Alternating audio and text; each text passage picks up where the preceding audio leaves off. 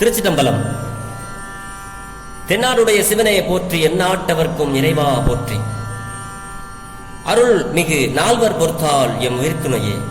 சிவபெருமானாரை பேசாத நாளெல்லாம் பிறவா நாளே என்ற அருள்வாக்கை அருளிச் செய்த அருள் திருநாவுக்கரசு பெருமானார் பொன்னார் திருவடிகளை தலைமேற்கொண்டு வணங்கி அப்பெருமானார் அருளிச் செய்த சிவபெருமானாரை பெரும்பற்ற புலியூரானை பேசாத நாளெல்லாம் பிறவா நாளே என்று தன்னுடைய திருத்தாண்டகத்தில் முதல் பதிகமாக அருளிச் செய்தார்.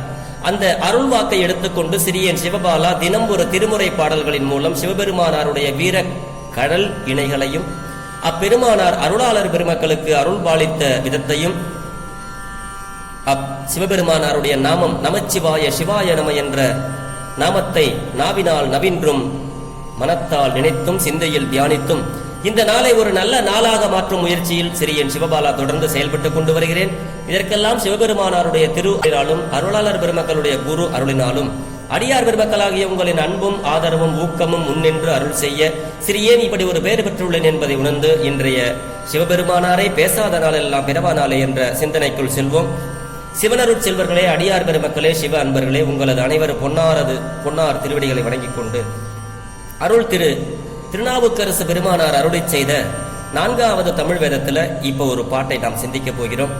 இந்த பாட்டுல சுவாமி என்ன சொல்றாங்க அப்படின்னா, இந்த தீந்தமிழ் பாடல்களாகிய இந்த திருமுறை பாடல்களை பெருமான் செவிமடுத்து கேட்ட இந்த செந்தமிழ் வேதத்தை எங்கெல்லாம் பாடப்படுகிறதோ அங்கெல்லாம் சிவபெருமான் வந்து நமக்கு நின்று கேட்டுவிட்டு அருள் செய்வார் என்பது பொருள். அப்படி அதோடு மட்டுமல்ல, இந்த கடைசி வரியில சொல்லுவாரு, அளப்பில கீதம் சொன்னாருக்கு அடிகள் தாம் அருளுமாறே அப்படிங்கிறாரு. அடிகள் தாம் அருளுமாறே அப்படின்னா, அதாவது ஒப்பற்ற ஒரு அவரே அருள் கொடுப்பார். அப்ப அவருடைய அருள் வந்து இந்த உலகத்துல எதுக்குமே இணையில்லாத பொருள். அடிகள் தாம் அருளுமாறே, அவரையே கொடுத்துருவாராம். அப்ப சிவபெருமானுக்கு ஒப்பான பொருள் உலகத்திலேயே கிடையாது. அப்ப அவரே நம்ம கிட்ட வந்து அவரே தன்னை வந்து சேவகனாக நமக்கு வருவார்னு மாணிக்க வாசகர் சொல்லுவாரு. குதிரை சேவகனாக காட்டிய பரிசும்னு அவரே அடியாரா நமக்கு வருவாரு, எல்லாத்தையும் அவரே கொடுத்துருவாரு அப்படிங்கிறது தான் இந்த பாடல். ஒன்னுக்கும் வந்து ஐயா பூக்கட்டி போட்டா உனக்கு இத்தனை ஒரு 10% உனக்கு இந்த புண்ணியம் கிடைக்கும். சரி, கோயில போய் சுத்தம் பண்ணினா உனக்கு அதை விட ஒரு 10 மடங்கு உனக்கு ஒரு புண்ணியம் கிடைக்கும். நல்ல மலர் பறித்து மாலையாக தொடுத்து கொண்டி போட்டினா அதுக்கு இத்தனை பேர் உனக்கு இன்னும் இது கிடைக்கும். கோயிலுக்கு போய் விளக்கு போட்டினா அதுக்கு உனக்கு இத்தனை % இன்னும் பரிகாரம் இந்த சாமி கொடுப்பாருன்னு சொல்லிட்டு வந்தவர் இந்த பாட்டுல கடைசியில் என்ன சொன்னாருன்னா, அளப்பில கீதம் சொன்னாருக்கு அடிகள் தாம் அருளுமாறே அப்படிங்கிறாரு. அதான் இப்ப நம்ம சிந்திக்க போறோம். தெரிந்த அளவில் இந்த பாடலை பாடி உங்களோடு பொருள் பகிர்கிறேன். பிழை ஏதிருந்தாலும் பிழை பொறுக்கும் பெருமானின் அடியார்களாகிய நீங்கள் என் பிழையை பொறுத்தருள்வீர்கள் என்ற சிந்தனையில் பாடலை சிந்திப்போம். திருச்சிற்றம்பலம்.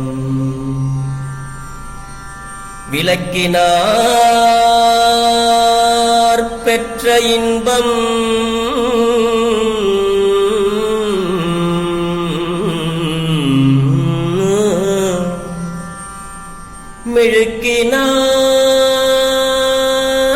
மெழுக்கினார் பதிற்றியா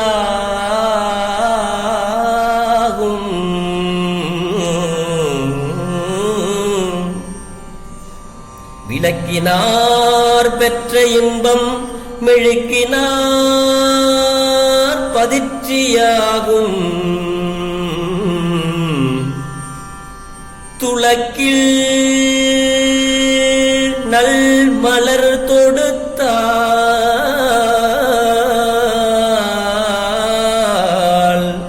தூய விண்ணேறலாகும்.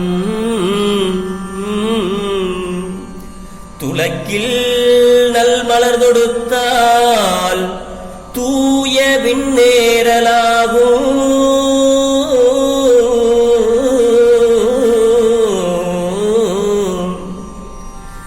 விளக்கிட்டார் பேரு சொல்லின் மெய் நெறி ஞானமாகும்.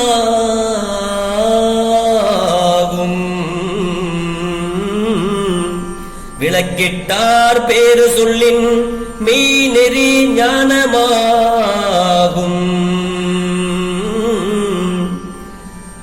அலப்பில கீதம்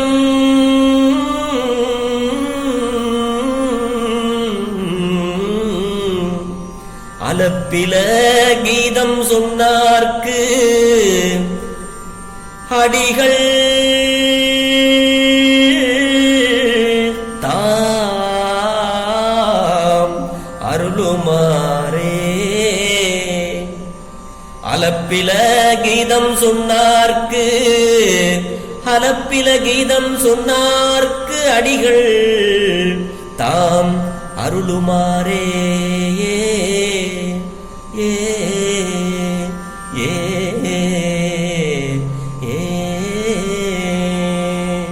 திருச்சிட்டம்பலம். சுவாமி இந்த பாட்டுல என்ன பொருள் சொல்றாரு தெரியுமா? விளக்கினார் பெற்ற இன்பம் மெழுக்கினார் பதிற்றி ஆகும். அதாவது சிவாலயத்துல போய் இருக்கிற குப்பையெல்லாம் பெருக்கிறது, விளக்குதல், குப்பையை விளக்குதல், அதான் விளக்கினார். இந்த தூசு தும்பு எல்லாம் பெருக்கி விடுறது. ஆக சிவாலயத்தை பெருக்குவதால கிடைக்கும் இன்பம் ஒரே ஒரு மடங்கு, ஒரு மடங்கு இன்பம் சுவாமிக்கு. இதுக்கு ஒரு மடங்கு தான் நமக்கு புண்ணியம். அப்படின்னா இன்பம்னா மெழுக்கினார் பதிற்றியாகும். அதோட மட்டும் இல்லாம, பெருக்கி விடுறதோட மட்டும் இல்லாம, நீங்க அந்த கோயில கொஞ்சம் தண்ணி ஊத்தி இப்படி மேல கழுவி விடுறீங்களா, அதை விட 10 மடங்கு அதிகமாகுங்கிறார். ஆக சிவாலயத்தை மெழுகுவதால் கிடைக்கும் இன்பம் அதை விட 10 மடங்கு, அவ்வளவு புண்ணியம். அதுக்கப்புறம்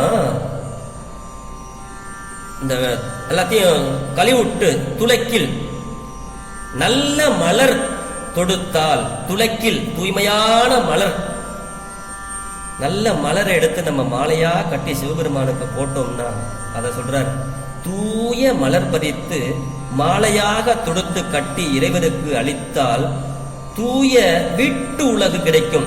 வீட்டு உலகுனா முத்தி. இந்த இடத்துல தூய மலர் துளக்கில் நல்மலர் என்று அருளி உள்ளதை நாம் மனதில் கொள்ள வேண்டும். துளக்கில் நல்மலர்னு எதை சொல்றாருங்கிறத பண்ணுவோம். இப்ப இருக்கிற காலத்துல எப்படி நமக்கு பூ கிடைக்குதுங்கிறத சொல்றாரு. தற்காலம் நம்மளுடைய இந்த கடையில போய் பூவெல்லாம் வாங்கி மலர்களை எப்படிப்பட்டவை என்று நம்ம கொஞ்சம் சிந்தித்து பார்க்க வேண்டும். அதுக்கு மேல நம்ம சொல்லக்கூடாது. சரி, சிவசிவ மலர்களை மாலையாக தொடுப்பவர்களுடைய நிலையை பற்றி எல்லாம் கொஞ்சம் அப்படி சிந்திச்சு பார்க்கணும். இப்படி ஒவ்வொரு சிவாலயத்திலும் திருநந்தவனம், பூந்தோட்டம் அமைத்து அங்கு மலர்களை பறித்து மாலை கட்டி தொண்டு செய்யலாம். அல்லது வீடுகளில் பூச்செடிகளை வைத்து பூத்தொண்டு செய்வதுதான் உகந்தது. ஏன்னா மாலை கட்டுறவங்க இந்த ஊர்ல பரவாயில்ல, சிங்கப்பூர்ல ஊர்ல பூ கட்டி விற்கிறவங்க, மாலை கட்டி விற்கிறவங்க எல்லாம் எப்படி இருக்காங்க, குளிச்சாங்களா குளிக்கலையா, என்ன அது தூய பூதானா அப்படிங்கிறத நம்ம கொஞ்சம் சிந்திக்க சொல்றாரு சுவாமி. அது நம்ம சிந்திக்கணும். சிவசிவ அப்படி துளக்கில் நல் மலர் தொடுத்தால் தூய விண்ணேறலாகும் அப்படிங்கிறாரு. நமக்கு வீட்டின்பம் கிடைக்கும்ங்கிறாரு. விளக்கிட்டார் பேரு சொல்லின் மெய் நெறி ஞானமாகும். நம்ம சிவாலயத்துல போய் தினந்தோறும் அப்படி விளக்கு ஏற்றி கொண்டு தொண்டு செஞ்சு வந்தோம்னா நமக்கு அந்த ஒளி எப்படி அப்படி பிரகாசமா வருதோ, இருளை நீக்கி அந்த ஒளி வெளியே வருதோ, அந்த மாதிரி நம்மளுடைய உள்ளத்தில் உண்மை ஞானம் கிட்டும், பொய் ஞானம் விலகும். பொய் நெறிகளை தவிர்த்து நல்ல நெறியில் செல்லுகின்ற திறனை நாம் பெறுவோம் அப்படிங்கிறத நாவுக்கரசு பெருமானார் இதுல சொல்றாரு. விளக்கிட்டார் பேரு சொல்லின் கோயிலுக்கு போய் விளக்கு போட்டா மெய் நெறி ஞானமாகும். நமக்கு உண்மை ஞானம் எல்லாம் நமக்கு நல்ல உண்மையான ஞானம் கிடைக்கும். அகத்திருள் நீங்கி ஞானம் நமக்கு கிடைக்கும்ங்கிறாரு. அப்படி அலப்பில கீதம் சொன்னார்க்கு அடிகள் தாம் அருளுமாறேங்கிறாரு. இந்த பாட்டுல உண்மை ஞானம் என்பது என்னன்னா, கொஞ்சம் கொஞ்சமா நம்ம எதிலையாவது ரொம்ப ஆசைப்படுறோம் இல்லையா, அந்த ஆசை சிறிது சிறிதாக விடுவதுதான் அந்த உண்மையான ஞானம். ஆக உலக பொருட்களின் மீது உள்ள பற்றுக்களை துறந்து இறைவர் மீது மட்டும் பற்று வைப்பதுதான் இந்த உண்மையான ஞானம். அந்த உண்மையான ஞானம் எப்ப வருதுன்னா, விளக்கிட்டார் பேரு சொல்லி மெய்நெறி ஞானமாகும். அதுக்கு மேல அலப்பில கீதம் சொன்னார்க்கு அடிகள் தாம் அருளுமாறு. இந்த அலப்பில கீதம்ங்கிறது நம்ம திருமுறை பாடல்களை நம்ம அளவில்லாத எப்பவுமே நம்ம படிச்சுக்கிட்டே சிந்திச்சுக்கிட்டே இருந்தோம்னா சொன்னார்க்கு அடிகள் யாரு? சிவபெருமான் தாம் அருளுமாறே. அவரே நம்ம கிட்ட கொடுத்துட்றாராம். எப்பா இந்தாப்பா என்னை உன்னிடத்தில் ஐயா அடியேன் அடைக்கலமே நம்ம சொல்லுவோம். ஆனா அவர் என்ன பண்றாரு?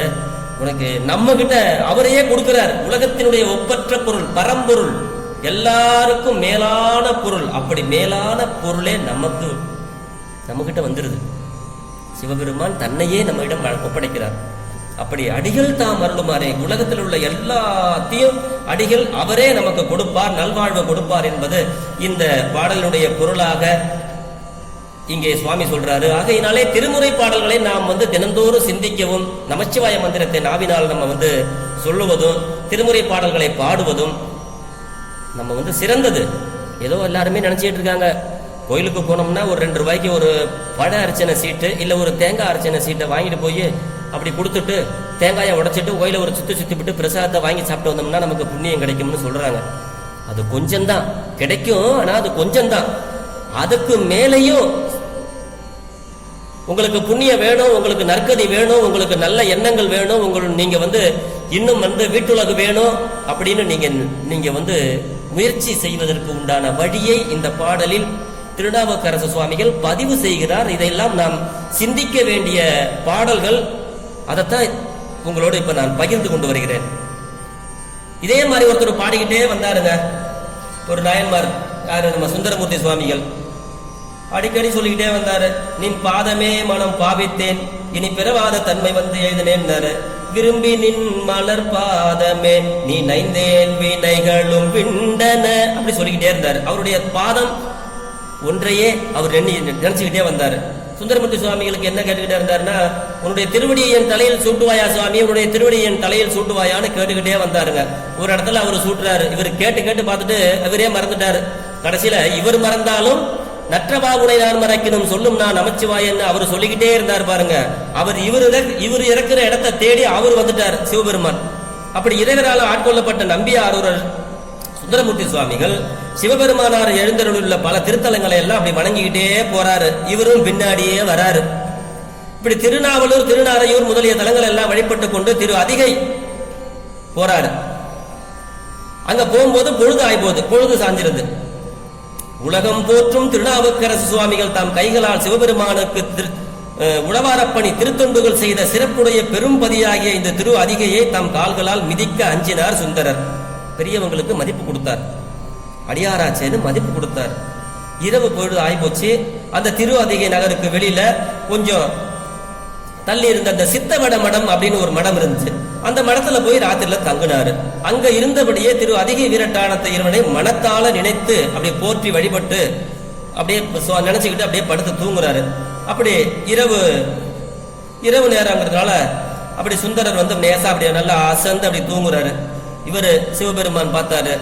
அவர் தான் திருவிளையாடல் நாயகனாச்சே, நல்லா முதிர்ந்த சிவனடியார் வேடம் கொண்டு அப்படியே நேரா படுக்கிறாரு. அப்படி சிவபெருமான இந்த சுந்தரமூர்த்தி சுவாமிகள் எங்க படுத்திருக்காருன்னு தேடி கண்டுபிடிச்சு அவர் தலைக்கு நேரா படுத்து அந்த காலை அப்படி லேசா ஒரு அமுக்குனார். அவர் அமுக்குனா தாங்க முடியாது. பெருவரல் சங்கரன் தன் கால்விரல் ஊன்றலும் 10 விரலும் இத்து போச்சு அவனுக்கு. அப்படிப்பட்ட அந்த பெருவிரலுக்கே அவ்வளவு சக்தி. ஆனா இங்க என்ன பண்றாருன்னா திருவடியை லேசா அப்படி தலையில போடுற மாதிரி வைக்கிறாரு. இவர் பாக்குறாரு, என்னடா இது, யாரோ ஒரு முதிர்ந்தவர் நம்ம தலையில காலை வைக்கிறாரு, இது என்னடா இது அப்படின்னு சொல்லி, சரி அவருக்கு ஏதோ உடம்பு அசதியா இருக்கும் போல இருக்கு அப்படின்னு நினைச்சது. சரின்ட்டு கொஞ்சம் தள்ளி போய் படுக்கிறாரு.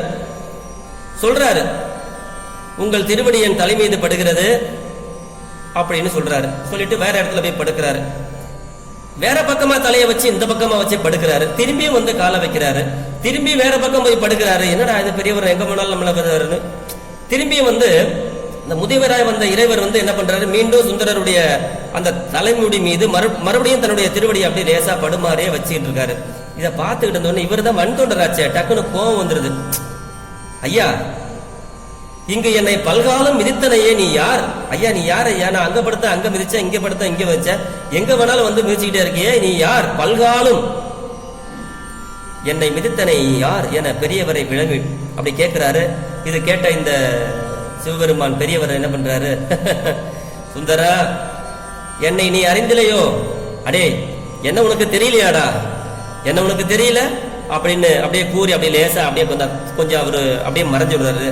அப்பதான் இவருக்கு நினைவு வருது, ஆகா தன்னுடைய தலையில திருவடியை சூட்டி மறந்தவருடைய திரு அதிகை பெருமானே என தெளிந்த சுந்தரர் தீந்தமிழ் பாடல்களால இறைவருடைய அந்த அவரை எளிய இவருக்கு திருவடி சூட்டின தன்மையை பாடுறாரு. அந்த இடத்துல இவர் திருமுறைகளை பாடணும், இவர் பாடுறாரு. அங்க பாடுறாரு ஒரு அழகான பாடல். சாமி வந்தது நீந்தான்னு தெரியாம நான் இப்படி உன்னை என்னென்னமோ சொல்லி யாரையான்னு நான் கேட்டனே, இப்படி யாராவது இருப்பாங்களா? நான் இருக்கிறனே பெருமானே, சடைமேல பிறையை உடையவனே, விடைமேல் வருபவனே, விகிருதனே, கைமாவின் யானையை உரித்தவனே, கரிகாட்டில் நடனமாடுகின்றவனே, உடையானே, என்னை உடைமையாக கொண்டவனே, விடையானே, விடைமேல் வருபவனே, கரை கண்டத்து எம்மானே,